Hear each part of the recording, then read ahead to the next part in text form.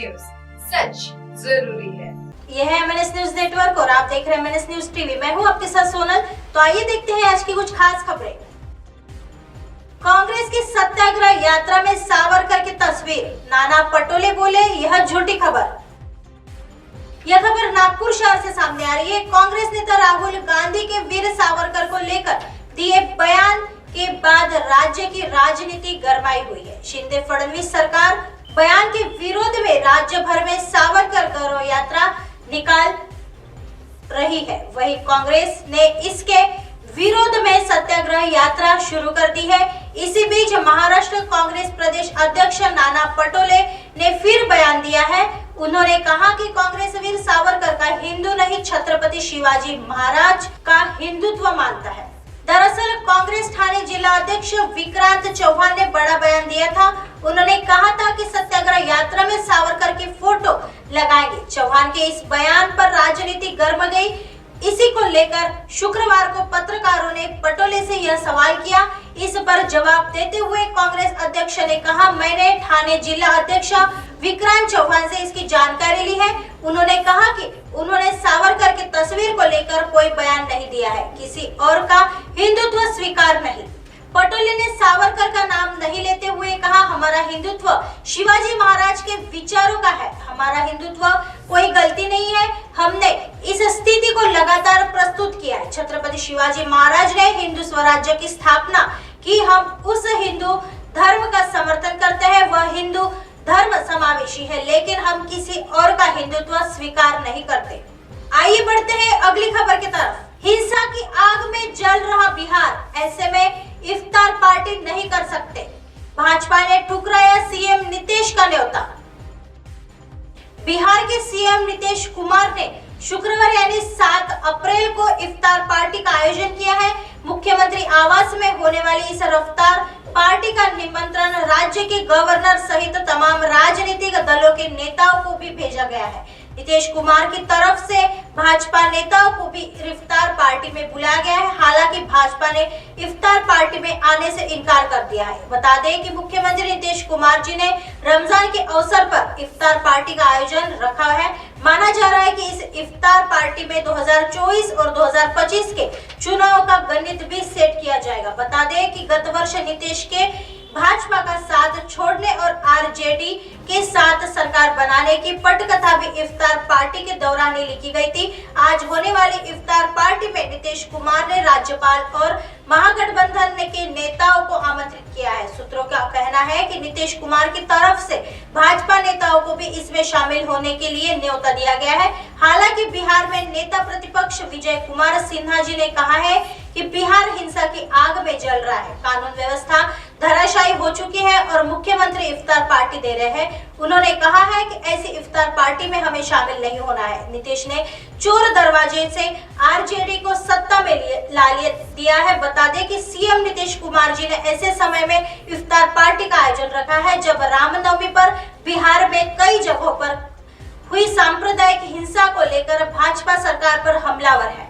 बिहार के विभिन्न शहरों में रामनवमी वाले दिन आगजनी और हिंसा हुई थी। इसमें नालंदा जिले के बिहार शरीफ में रामनवमी के दिन 2 गुटों में हिंसक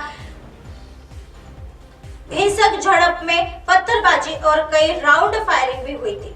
इसमें 5 लोगों को गोली लगी थी और मुकेश कुमार नामक एक शख्स की जान चली गई थी। बताया गया था कि हिंसा के बाद असुरक्षित महसूस कर रहे हैं और सरा से तो हिंदुओं के पलायन की भी खबरें सामने आई है। आइए बढ़ते हैं अगली खबर की तरफ। जिन सत्येंद्र जैन के लिए केजरीवाल ने मांगा पद्म विभूषण, उन्हें हाई कोर्ट ने बताया मनी लॉन्ड्रिंग का कार्यकर्ता। दिल्ली सरकार में जेल मंत्री रहे सत्येंद्र जैन को उच्च न्यायालय ने मनी लॉन्ड्रिंग मामले का कार्यकर्ता करार दिया है। स्पष्ट शब्द में कहा है कि क्या करना है, कैसे करना है, यह सब कुछ जैन के दिमाग की उपज थी।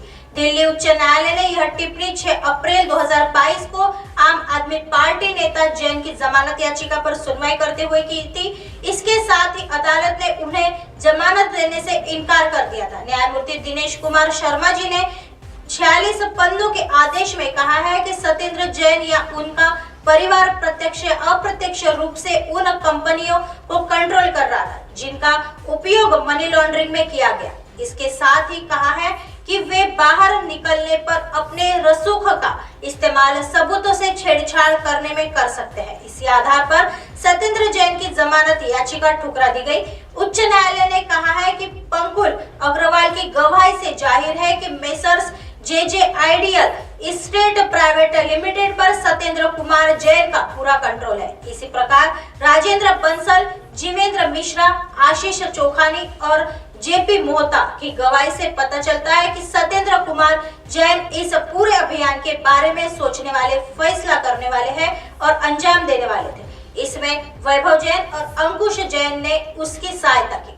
कोर्ट के आदेश में केजरीवाल सरकार में जेल मंत्री रहे सत्येंद्र के लिए कंसेप्चुअलाइजर, विजुअलाइजर एंड एक्सिक्यूटर शब्द का उपयोग किया गया है। स्पष्ट शब्दों में कहे तो उच्च न्यायालय ने जैन को मनी लॉन्ड्रिंग मामले का कार्यधर्ता करार दिया है। बता दें कि अदालत ने सत्येंद्र जैन के साथ मामले के 2 अन्य आरोपित वैभव जैन और अंकुश जैन को भी जमानत देने से इनकार कर दिया था। सत्येंद्र जैन ने जमानत मांगते हुए तर्क दिया था कि किसी प्रकार की संपत्ति पर उनका नियंत्रण नहीं है, मगर अदालत ने इसे खारिज करते हुए कहा कि मनी लॉन्ड्रिंग से हुई आमदनी पर नियंत्रण जरूरी नहीं है। ऐसा आमदनी को छुपाने या फिर काले धन को कानूनी रूप के देने के लिए भी किया गया हो। बता दें कि आम आदमी पार्टी नेता सत्येंद्र जैन मई 2022 से तिहाड़ जेल में कैद है। इससे पहले लोअर कोर्ट ने भी सत्येंद्र जैन की जमानत याचिका ठुकरा दी थी। लोअर कोर्ट ने अपने आदेश में कहा था कि प्रथम दृष्टया यह सामने आया है कि सत्येंद्र जैन ने मनी लॉन्ड्रिंग मामले में आय छिपाने का प्रयास किया। लोअर कोर्ट के इस फैसले को उच्च न्यायालय में चुनौती देते हुए सत्येंद्र जैन ने कहा था कि उनके खिलाफ कोई केस नहीं बनता। इसके बाद भी वह जांच में पूरा सहयोग कर रहे हैं। चार्जशीट फाइल होने के बाद भी उन्हें जेल में रखने की कोई आवश्यकता नहीं है। बता दें कि केजरीवाल ने करीबी माने जाने वाले सत्येंद्र जैन को प्रवर्तन निदेशालय ईडी ने 30 मई 2022 को अरेस्ट किया था। तब से वह जेल में ही कैद है। उन्हें जमानत भी नहीं मिल रही है। दरअसल ईडी के सवालों से बचने के लिए आप नेता जैन ने ये भी कह चुके हैं कि उनकी याददाश्त जा चुकी है और उन्हें कुछ भी याद नहीं। जैन की गिरफ्तारी कोलकाता की एक कंपनी से संबंधित हवाला लेन देन के मामले में हुई थी। ईडी ने अपनी जांच में पाया है कोलकाता की कंपनियों के साथ उन्होंने अवैध रूप से 4.81 करोड़ रुपए का अवैध ट्रांजैक्शन किया है। इस मामले में ईडी जैन की 4.81 करोड़ रुपए की संपत्ति जब्त कर चुकी है। यह भी गौर करने लायक है कि जब जैन के खिलाफ कार्रवाई शुरू हुई थी तो केजरीवाल ने केंद्र सरकार पर जांच एजेंसियों के दुरुपयोग का इल्जाम लगाया था और कहा था कि जैन को झूठे केस में फंसाया जा रहा है।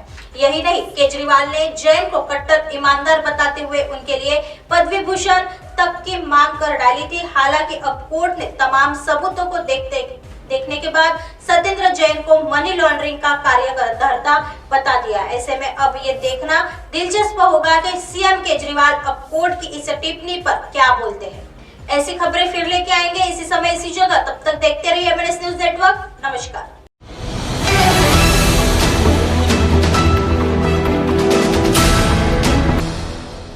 ये है MNS न्यूज नेटवर्क और आप देख रहे हैं MNS न्यूज।